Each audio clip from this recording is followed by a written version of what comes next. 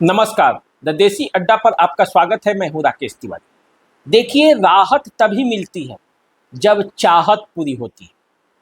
बिहार में विधानसभा का चुनाव है और इस राज्य के बड़े बड़े नेता अपने अपने बेटे को चुनावी बाजी जिताने की चाहत में परेशान हैं।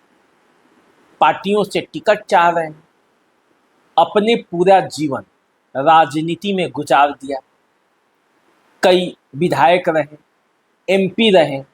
अब अगली पीढ़ी की सोच रहे हैं। भावी पीढ़ी किस तरह से राजनीति में सेट हो जाए, इसकी तैयारी चल रही है। और जब बात घूम फिर कर सारण प्रमंडल पर आती है, तो आज हम यही बात करने वाले कि सारण प्रमंडल के वे कौन कौन से नेता हैं जो अपने बेटे को चुनावी राजनीति में उतार कर उन्हें विधायक बनाना चाहते हैं। 2025 का पिच तैयार है और इस पिच पर बैटिंग कर सीधे मैच जीत जाना चाहते हैं। बेटे को विधायक बनाकर उसका कैरियर सेट करना चाहते हैं। देखिए, अपने अपने बेटे को सभी चाहते हैं कि उसका जीवन सेट हो जाए, उसका कैरियर जो है वो सेट हो जाए, सभी चाहते हैं। तो राजनेता जो जीवन भर राजनीति की, वो भी अपने बेटों को लेकर इसी तरह की चिंता रखते हैं। और उसी चिंता में घुल रहे राजनेताओं ने इस चुनाव को अपने बेटों के लिए सबसे मुफीद समय माना है कि इस चुनाव में अपने बेटे को राजनीति में उतार कर पार्टियों से टिकट दिलाकर उनकी राजनीति का जो कैरियर है उसे फिट कर दिया। तो चलिए आज हम बात करते हैं और शुरू करते हैं सिवान, गोपालगंज और सारण के उन नेताओं के बारे में चर्चा करते हैं जो अपने अपने बेटे की चुनावी तैयारी में उसके कैरियर को आगे बढ़ाने के लिए पीछे से सपोर्ट कर रहे हैं। देखिए, सबसे पहले गोपालगंज जिले की ही बात करते हैं। तो गोपालगंज जिले में सतीश पांडे, जिनका नाम छुपा नहीं है किसी से, सतीश पांडे के बेटे मुकेश पांडे। मुकेश पांडे की राजनीति किस दिशा में जाएगी, इसके लिए सतीश पांडे और उनके भाई अमरेंद्र कुमार पांडे और पप्पू पांडे दोनों लगे हुए। मुकेश पांडे कभी गोपालगंज जिला परिषद के अध्यक्ष भी रह चुके हैं। अब वे विधायक बनना चाहते हैं, इसलिए उनके लिए एक नए सीट की तलाश की जा रही है जहां जीत तय मानी जाए, लेकिन वो सीट गोपालगंज में मिल नहीं पा रहा है। तो प्रयास किया जा रहा है कि आखिर कहां से मुकेश पांडे को सेट किया जाए। तो इसकी तैयारी चल रही है, यानी कि सतीश पांडे के बेटे मुकेश पांडे की राजनीति का कैरियर किस तरह से आगे बढ़े, इसके लिए पूरा प्रयास हो रहा है।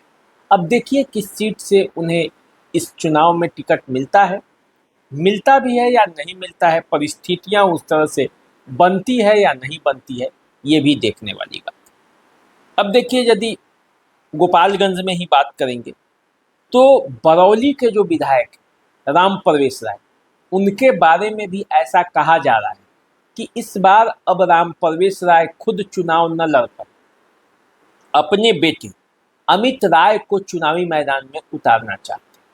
वे चाहते हैं कि बीजेपी उनके जगह पर उनके बेटे को टिकट दे दे। लेकिन आप जानते हैं कि बीजेपी पार्टी कैसी है, बीजेपी किस तरह से आगे बढ़ती है। पार्टी का टिकट बड़े नेता तय करते हैं, नीचे से हो नहीं पाएगा। तो ऐसी परिस्थिति में बरौली विधानसभा क्षेत्र है जहां से राम प्रवेश राय खुद विधायक हैं, उसकी क्या स्थिति बनेगी ये आने वाले समय में पता चलेगा। लेकिन राम प्रवेश राय भी इस लिए मन बना चुके हैं कि अपने बेटे को वो राजनीति में उतार दें। अब देखिए, आते हैं जरा गोपालगंज से निकलकर सिवान की धरती की बात करते हैं। तो सबसे पहले बात कर लेते हैं सिवान के पूर्व सांसद मरहूम शहाबुद्दीन का है।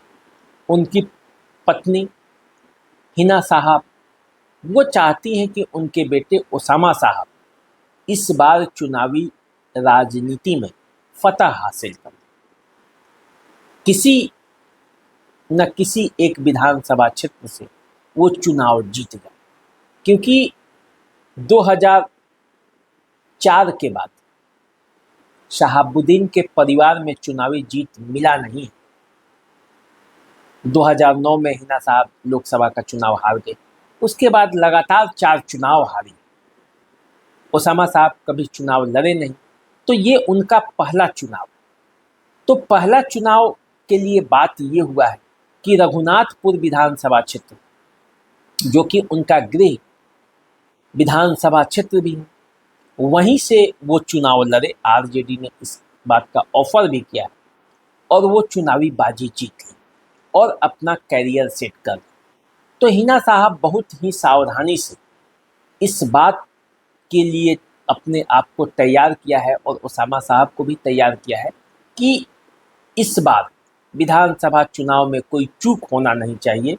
कम से कम सीधा सीधा इस परिवार में एक सीट विधायक का आना ही चाहिए, क्योंकि जो सूखा पड़ा है 2004 के बाद, वो सूखा खत्म हो जाए और उस सूखे को खत्म करके अब आगे की का रास्ता तैयार किया जाए।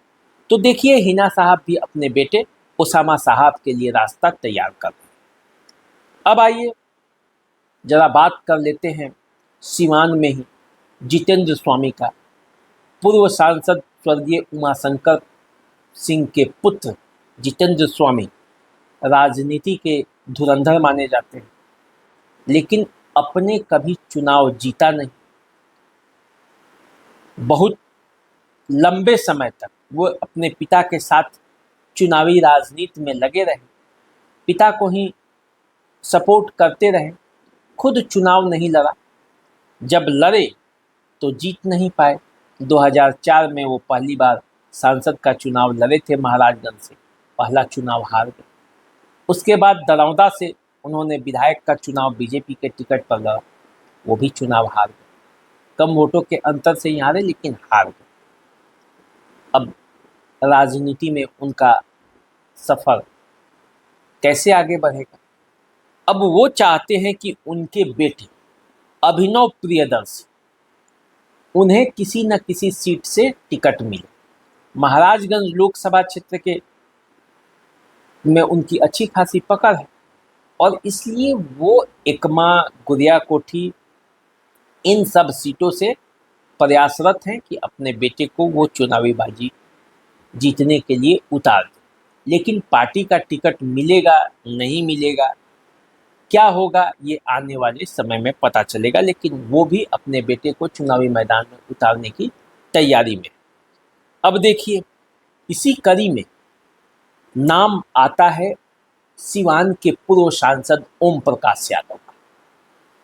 वे तो खुद चुनाव लड़ना चाहते हैं, नहीं स्थिति बनी तो अपने बेटे हैप्पी यादव को चुनाव लड़ाना चाहते हैं। अपने से ज़्यादा वो अपने बेटे को चुनावी मैदान में उतारना चाहते हैं। लेकिन जो राजनीति में तो आप जानते हैं कि किस तरह से टिकट मिलता है, तो टिकट का टोटा लगा हुआ है। लेकिन ओम प्रकाश यादव चाहते हैं कि उनका बेटा उनके रहते राजनीति में सेट हो जाए, ताकि अब तक जो राजनीति में उन्होंने कैरियर बनाया है उसको एक आसमान मिल सके। तो देखिए, मामला ओम प्रकाश यादव का ये है। अब बात कर लेते हैं बसंतपुर के पूर्व विधायक मानिक चंद राय। मानिक चंद राय अपने ज़माने के बड़े राजद के नेता थे। तूती बोलती थी, कभी हारते नहीं थे, लगातार जीते, कई बार जीते और जमीन पर उनकी पकड़ थी। बिना लाठी, गोली, बंदूक के वो चुनाव जीत जाते थे। अपने भी खुद सिंपल और सादे ढंग से रहते थे, लेकिन जब से वो चुनाव हारे, उसके बाद से राजनीति से उनके परिवार की पटरी से ट्रेन उतर गई, राजनीति की जो ट्रेन। अब उस पर वे अपने बेटे रविंदर राय को चाहते हैं कि वो कहीं से उनको ठिकाना मिल जाए और आरजेडी के वो कार्यकर्ता रहे, सिपाही रहे और आरजेडी से ही उनके बेटे रविंद्र राय चाहते हैं कि वो चुनावी मैदान में उतरे। गोरिया कोठी क्षेत्र को उन्होंने चुना भी है, लेकिन यहाँ भी राह आसान नहीं। तो मानिक चंद राय अपने बेटे को चुनावी मैदान में उतारना चाहते हैं। अब देखिए, इसी सिवान में बीजेपी के कद्दावर नेता मंत्री रहे व्यासदेव प्रसाद, वो चुनावी बाजी हार चुके। 20 के चुनाव में उन्हें टिकट भी नहीं मिला था, टिकट कट गया था। उनके बेटे मुकेश कुमार उर्फ बंटी कुशवाहा, उनकी राजनीति की गोटी कैसे सेट हो जाए इसकी तैयारी चल रही है। लेकिन सिवान जो विधानसभा क्षेत्र है उसके कई बड़े बड़े दावेदार, और उन दावेदारों की दावेदारी ने सिवान की राजनीति को एक अलग मोड़ पर लेके गई। तो क्या होगा? लेकिन व्यासदेव प्रसाद के बेटे मुकेश कुमार उर्फ बंटी कुशवाहा भी राजनीतिक कैरियर को सेट करना चाहते हैं। अब आ जाइए सिवान में एमएलसी विनोद जायसवाल, आरजेडी के लालू प्रसाद यादव के काफ़ी करीब, उनके पारिवारिक सदस्य की तरह समझ लीजिए कि विनोद जायसवाल की आरजेडी में इतनी मजबूत पकड़ है कि हिना साहब और साहबुद्दीन की पूरी फैमिली के साथ, हिना साहब और उसामा साहब के साथ लालू प्रसाद यादव और तेजस्वी यादव की मीटिंग कराने वाले विनोद जायसवाल ही वो धुरी बने। उनके बेटे विशाल जायसवाल, अब विशाल जायसवाल को विनोद जायसवाल चाहते हैं कि महाराजगंज से आरजेडी के टिकट पर चुनाव लड़वा दें और अपने बेटे की राजनीति की जो गाड़ी है उसको दौड़ा दें।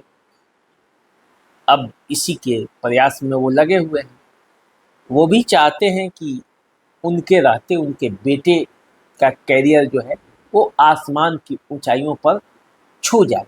और महाराजगंज चूँकि वहाँ से अनुसुईया जायसवाल भी जीत चुकी हैं, वहाँ से हेमनारायण शाह जीत चुके हैं, तो इसलिए उनको लगता है कि विशाल जायसवाल के लिए वो जगह काफ़ी सुरक्षित है और इसीलिए महाराजगंज से वो चाहते हैं कि अपने बेटे को चुनावी मैदान में उतारकर उसका कैरियर सेट कर।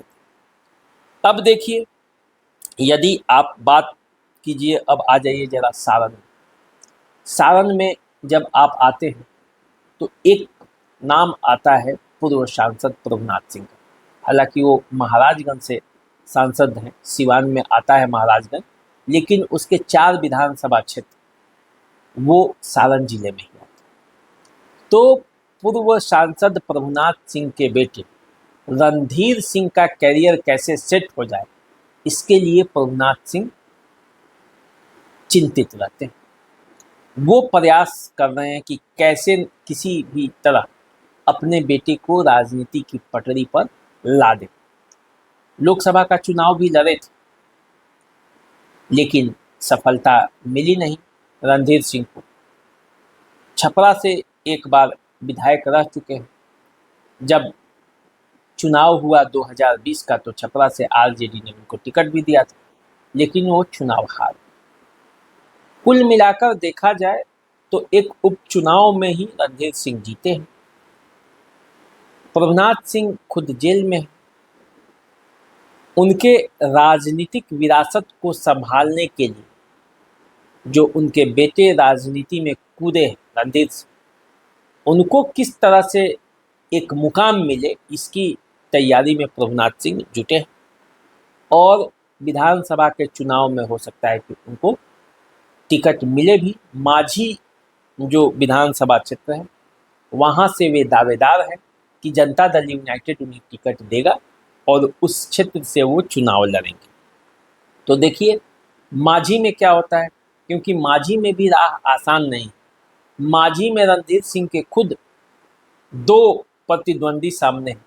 एक तो उनके प्रभुनाथ सिंह के बहनोई गौतम सिंह, जिनको राजनीति में लाने का श्रेय भी प्रभुनाथ सिंह को है, वो खुद उनके प्रतिद्वंदी हैं। दूसरे राणा प्रताप सिंह उर्फ डब्लू सिंह बीजेपी के कद्दावर नेता हैं मांझी में, निर्दलीय प्रत्याशी के तौर पर भी चुनाव लड़ते हैं तो दूसरे स्थान पर पहुंच जाते हैं। तो इस तरह से वे भी बीजेपी के वहां से दावेदार हैं।